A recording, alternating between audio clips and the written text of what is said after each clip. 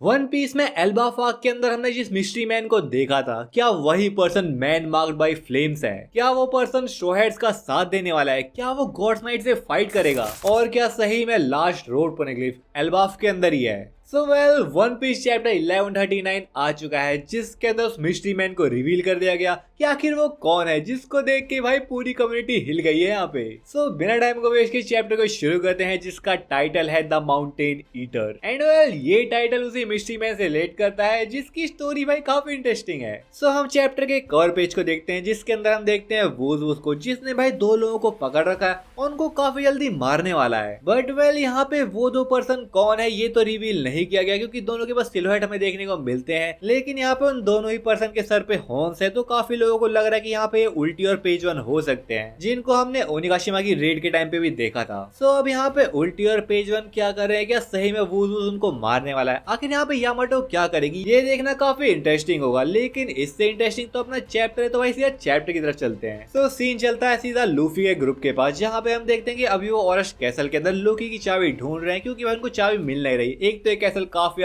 बड़ा है और चाबी को ढूंढना भाई नामुमकिन सा हो गया यहाँ पे। इवन यहाँ पे जो गार्ड्स नॉकआउट हो रखे थे, उनको भी भाई नहीं पता कि चाबी कहाँ पे रखी है। तो यहाँ पे रोड कहता इन लोगों को भाई कैसे पता होगा, ये लोग कोई रॉयल्टी थोड़ी हैं। इस चीज की इन्फॉर्मेशन तो बस किंग हाराल्ड के पास या फिर लॉर्ड जारोल के पास ही हो सकती है। जिसको सुन के लूफी भी लाइक, क्या वो हमें चाबी की लोकेशन बताएगा? एंड रोड कहता अबे पागल है क्या, वो हमको लोकेशन क्यों बताएगा? लोकी तो भाई एक क्रिमिनल है, उसको छुड़ाना एक जुर्म है भाई। बट फिर यहाँ पे जोरो कमेंट करके कहता है हम कौन सा उसको छुड़ाने वाले, हमने तो अभी तक सोचा भी नहीं है कि उसको छोड़ेंगे भी या फिर नहीं। जिसके बाद हम देखते हैं कि लूफी का ग्रुप थ्रोन रूम के पास पहुंचता है, जहाँ पे पूरे कैसल की तरह ये थ्रोन रूम भी टूटा पड़ा था। बट यहाँ पे इस थ्रोन रूम को देख के वो लोग उतने सरप्राइज नहीं हुए, क्योंकि उनकी नजर फिर पड़ती है काफी बड़े से मार्ग के ऊपर, जहाँ पे जैसे ही उसके पास जाते हैं वहाँ पे एक काफी बड़ा सा मैजिक सर्कल बन रखा होता है, जिससे गॉड्स नाइट के मेंबर निकल के आए थे। जिसको देख के पूरा लूफी का ग्रुप शॉक था कि आखिर मैजिक सर्कल यहाँ पे क्या कर रहा है। इवन यहाँ पे रोड भी कहता है कि ये सर्कल तो बिल्कुल ऐसा लग रहा है जैसे किसी डीमन को यहाँ पे समन किया जा रहा हो। बट यहाँ पे लूफी कहता है कि ये तो यार देखा देखा सा लग रहा है, क्योंकि ऑब्वियसली भाई लूफी ने एगेट के अंदर गोरसे को इन्हीं सर्कल से निकलते हुए देखा था। और वेल, यहाँ पे जैसे वो लोग इस सर्कल को काफी गौर से देख रहे होते हैं, तभी पीछे से किसी की आवाज आती है, जो की कहता है straw hat Luffy. And road भी लाइक, क्या यहाँ पे डीमन बोल रहा है कोई? लगता है सही में भाई इस जगह पे कोई डीमन आ गया है। अब वेल, यहाँ पे उन लोगों को किसी की आवाज तो सुनाई दे रही है, लेकिन कोई दिखाई नहीं दे रहा, जिसकी वजह से वो लोग काफी डरे हुए हैं, खास करके भाई रोड, जो कि भाई डर के मारे यहाँ से भागने लगता है। बट वेल, जैसे यहाँ से वो भागने की कोशिश करता है, उसके सामने एक काफी बड़ी सी एक्स आती है, जो कि सीधा दीवार में जा घुसी। जिसको देख के यहाँ पे रोड काफी ज्यादा चौंक गया, और उसके हाथ में भाई नामी भी थी, जो कि उसके हाथ से नीचे जा गिरी। लेकिन यहाँ पे लूफी इसको पकड़ लेता और फिर इसको जोरो को थमा देता कि जोरो इसको तू पकड़ यार। जिसकी वजह से यहाँ पे नामी रोड से गुस्सा थी कि उसकी वजह से वो भी मरने ही वाली थी। तो यहाँ पे रोड से माफी मांगता है, और यहाँ पे हम देखते हैं कि वो पर्सन फाइनली अपने आप को रिवील करता है, जहाँ पे ये वही मिस्ट्री मैन है जो कि एल्बाफ की कोस्ट पे स्ट्रॉ हैट्स का वेट कर रहा था। एंड वेल, यहाँ पे इसको यास्तान करके इंट्रोड्यूस किया गया है, जो कि एल्बाफ में काफी टाइम से रह रहा है। और भाई ये वही पर्सन है जो कि रिप्ले का हस्बैंड है और कॉलन का फादर है। जिसको देख के यहाँ पे रोड उससे पूछता भी है, आखिर यास्तान तुम यहाँ पे क्या कर रहे हो?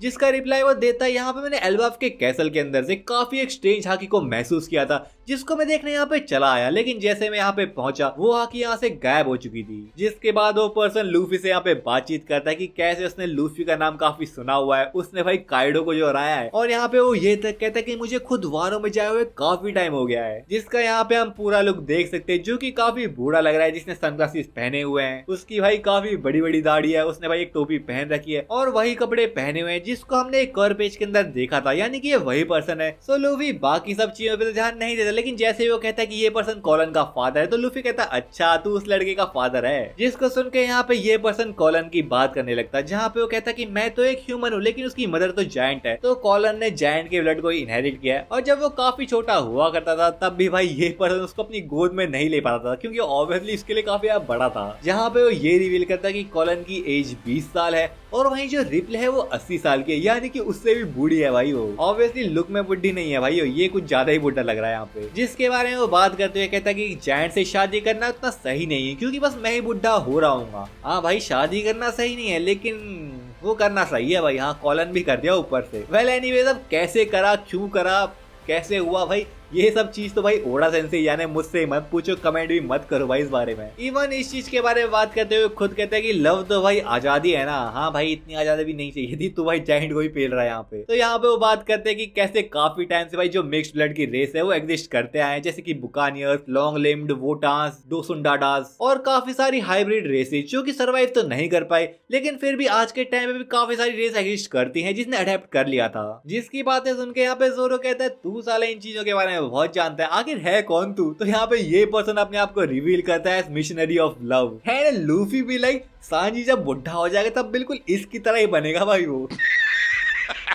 तो फिर यहाँ पे इसके बाद लूफी भी लाइक अरे चल ठीक है ये सब चीजें छोड़, तो मुझे ये बता लोकी की चाबी कहाँ पे रखी है। जिसको सुन के रोड कहता अरे तू पागल है क्या, किससे पूछ रहा भाई तू। एंड लूफी भी लाइक अच्छा इससे नहीं पूछना था क्या, चल भूल जा जो भी मैंने कहा। पर भाई ये बुड्ढा ऑलरेडी उनकी बातें सुन चुका था और उसको सुन के तो भाई काफी खुश हो गया। और यहाँ पे वो कहता अच्छा वो लोकी, मुझे भाई काफी मजा आता है जब दूसरे लोग यहाँ पे ट्रबल कॉज करते हैं। जिसको सुन के नामी कहती तेरा टेस्ट तो काफी खराब है यार, इस चीज में तेरे को मजा आता है, ये कोई खुश होके बताने वाली चीज नहीं है। बट यहाँ पे वो पर्सन कहता अरे यार सीक्रेट रख के क्या फायदा, सीक्रेट तो आखिर फैलाने के लिए होते हैं ना। जिसके बाद यहाँ पे यासान लूफी से कहता है आखिर तो लोकी के बारे में जानता ही गए, आखिर तो जानता है वो कैसा पर्सन है, अगर तूने यहाँ पे उसको छुड़ा दिया और उसने कुछ ऐसा वैसा करा तो क्या करेगा। जिसको सुन के लूफी भी लाइक ये तो बड़ा सिंपल है, मैं उसको पेल के वापस से चेन में बांध दूंगा।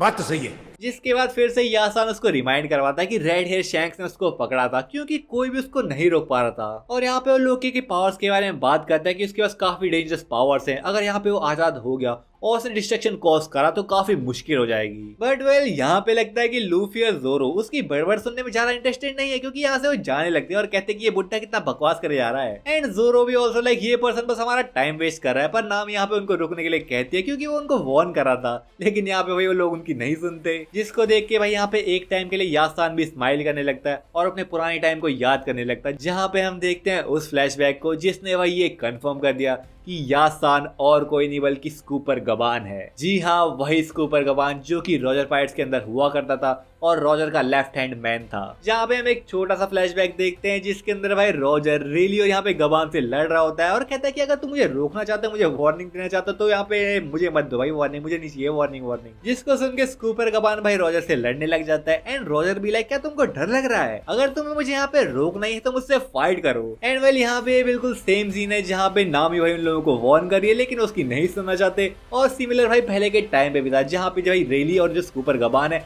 वो रॉजर को वार्न कर रहे थे, लेकिन रॉजर भी लाइक मुझे कोई फर्क नहीं पड़ता। इवन यहाँ पे हम पार्टी के टाइम पे भी देखते हैं कि स्कूपर गबान की बात चल रही होती है जहाँ पे जो सारे जायंट्स है वो उस पर बाकी सबको भाई स्कूपर गबान की इन्फॉर्मेशन देते हैं कि वो काफी टाइम से एल्बाफ के अंदर ही रह रहा है। एंड वेल चैप्टर का जो टाइटल है द माउंटेन ईटर वो भाई स्कूपर गबान को ही दिया गया है क्योंकि एक टाइम पे जब रॉजर बीमार हुआ करता था तो एक डॉक्टर के पास गया था जो कि जंगलों के बीच में था, माउंटेन्स के बीच में था। तो भाई वहाँ पे काफी सारे पायरेट्स आ गए थे जिनने भाई पूरे हॉस्पिटल को घेर लिया था। तो वहाँ पे बस स्कूपर गबान रॉजर के साथ अकेला गया था जिसने भाई सारे के सारे पायरेट्स को पेल दिया, वो भी बस 2 एक्स को यूज करके। लेकिन बस इतना ही नहीं, वहाँ पे उसने 100 से भी ज्यादा पायरेट्स को तो पेला ही। बट उस बैटल के बाद जो उस माउंटेन उस पूरी जंगल का अंजाम हुआ उसकी वजह से यहाँ पे स्कूपर गबान को माउंटेन ईटर का टाइटल दिया हुआ है क्योंकि उस बैटल के बाद में भाई एक भी पेड़ नहीं बचा था पूरे माउंटेन के ऊपर, यानी कि स्कूपर गबान ने वे सारे के सारे पेड़ों को काट डाला था। जिसको सुन के यहाँ पे उसॉप भी शौक रहा कि एक बंदे ने भाई इतने सारे लोगों से फाइट करी, वो भी बस 2 एक्सिस को यूज करके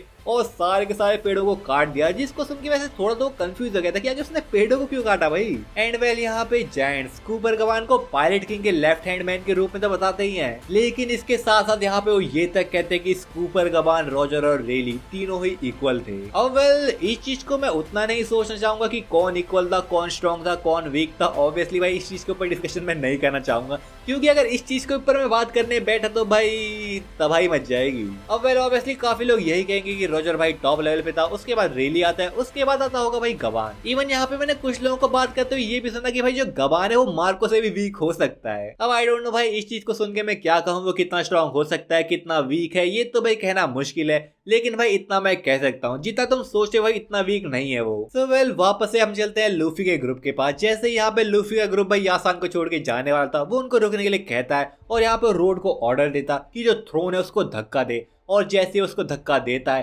एक काफी बड़ा सा रूम भाई उनके सामने आता जो कि भाई बेसमेंट की तरफ ले जा रहा होता है, यानी कि एक काफी बड़े से सीक्रेट चेम्बर की तरफ जिसके अंदर खजाना रखा हुआ है। जिसको सुन के भाई नामी तो एकदम खुशी से नाचने लगी एंड शी इज लाइक अरे भाई थैंक यू यार, तूने तो भाई मजा ही दिला दिया। बट वेल ये खुशी भाई नामी की ज्यादा देर टिकी नहीं, वो तो भाई ट्रेजर ट्रेजर ट्रेजर मिलेगा ओके खुश हो रही थी। लेकिन जैसे ही वो वहां पे पहुंची सारे जो चेस्ट थे भाई वो खाली पड़े थे, जिसको देख के स्कूपर कबान कहता है मैंने तो भाई सच ही कहा था ना यहाँ पे ट्रेजर पड़ा हुआ था, लेकिन काफी टाइम से ये कैसल बंद पड़ा है तो ऑब्वियसली कुछ चोर लुटेरे आए होंगे और लूट के ले गए होंगे। बट नामी भाई इस चीज को सुन के बिल्कुल भी खुश नहीं थी। शी इज लाइक साले तूने मुझे धोखा दिया है। इवन यहाँ पे रोड स्कूपर कबान से पूछता है कि आखिर तुझे इस रूम के बारे में कैसे पता भाई, जिसको सुन के वो कहता है कि मेरी चीजों को एक्सप्लोर करना हॉबी है तो ऑब्वियसली मैं इस चीज को जान पाया। बट यहाँ पे ट्रेजर रूम के अंदर ऑब्वियसली भाई ट्रेजर तो नहीं है, लेकिन उसके अंदर है भाई लोकी की चेन्स की चाबी, जिसको देख के लूफी तो खुश हो गया भाई कि अब मुझे चाबी मिल गई है, लोकी के पास जाऊंगा उससे बातचीत करूंगा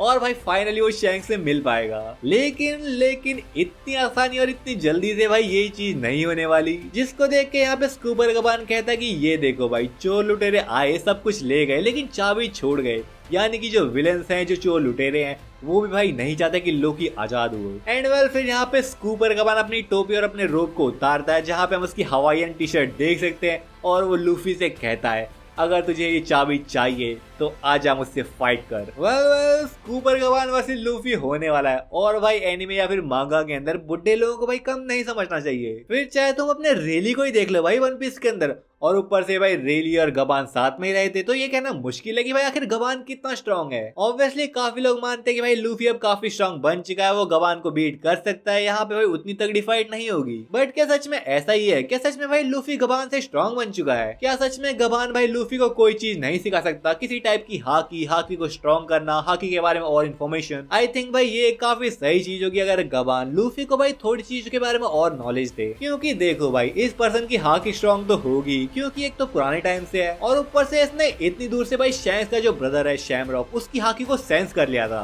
जिसका मतलब कुछ ना कुछ ऐसी चीजें तो है भाई जो ये लूफी को सिखा सकता है या फिर उसको ट्रेन कर सकता है। और चलो भाई अगर लूफी को ट्रेन नहीं कर रहा तब भी भाई चलता है, क्योंकि यहाँ पे बाकी जो स्ट्रॉ हैट्स हैं उनको भी भाई हाकी की नीड है और उनके पास भाई कोई इतना अच्छा हाकी का ट्रेनर अभी तक मिला नहीं है उनको। सो आई थिंक स्कूपर कबान का बाकी स्ट्रॉ हैट्स को हाकी के ऊपर ट्रेन करना एक ज्यादा सही चीज रह सकती है। अब वेल इस चैप्टर के अंदर तो भाई इतना ही था। इन दोनों की फाइट हम आने वाले चैप्टर्स के अंदर देख पाएंगे, जो की देखना भाई काफी इंटरेस्टिंग तो होगा ही और काफी मजा आएगा भाई। वेल भाई अभी सीधा मैं कॉलेज से ही आ रहा हूँ, बैग से यहाँ पे पटका वीडियो बनाने के लिए बैठा हूँ, क्योंकि कॉलेज के अंदर भाई उतनी इंटरेस्टिंग चीजें तो होती नहीं है।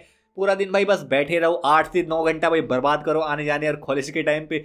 सीधा यहाँ पे आया, वन पीस को देखा, वन पीस का चैप्टर पढ़ा, तुम लोगों को भाई चैप्टर एक्सप्लेन करने के लिए यहाँ पे बैठ गया मैं। सो आज थर्सडे है, 10 या 11 बजे तक शायद वीडियो आ जाएगी, उसके बाद भाई आराम से सोऊंगा। तुम लोग भी इस वीडियो को एंजॉय करो। Bye bye.